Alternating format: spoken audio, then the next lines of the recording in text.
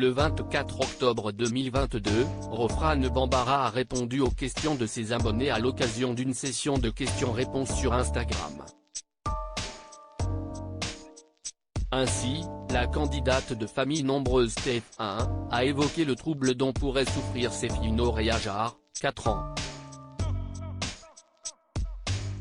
La semaine passée, Rofrane Bambara a quitté Montpellier avec les sœurs de Kheireddine et Shamsidine afin de se rendre à Paris. La mère de famille leur a organisé une belle surprise en les emmenant à Disneyland Paris. Un moment incroyable qu'elle a partagé sur Instagram.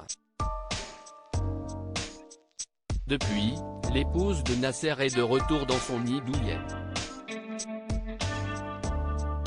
Et mardi, elle a répondu à quelques questions, l'occasion de découvrir que leur séjour s'est super bien passé, même s'il y a eu quelques moments compliqués.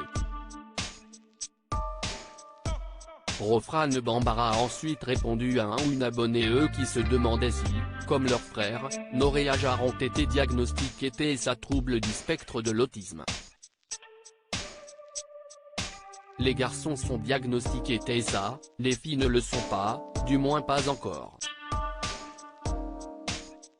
On constate plusieurs particularités qui découlent du TSA chez Hajar et Nour, alors on a pris les devants et on a mis en place un suivi similaire aux garçons en attendant d'avoir un diagnostic de posé. Honnêtement je pense que oui, après je ne peux rien dire ou du moins utiliser le terme TSA sans le diagnostic officiel, a donc répondu la charmante brune. En effet, comme elle l'a dévoilé dans une story suivante, ses 4 enfants sont suivis par un orthophoniste et font des séances de psychomotricité. Sans compter l'éduc spécialisé, a-t-elle ajouté. Rofrane Bambara n'a jamais caché que ses fils étaient atteints de ce trouble, qui a rendu leur première année de maternelle difficile à cause du manque d'implication du corps enseignant. Dernier jour un peu compliqué mais ça va passer, on va rebondir.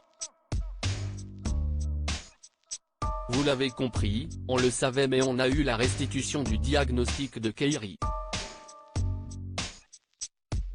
Il confirme bien tout ce qu'on disait, toute la prise en charge qu'on a mise en place. C'était bien ça, donc autisme, déclarait-elle notamment en juin dernier.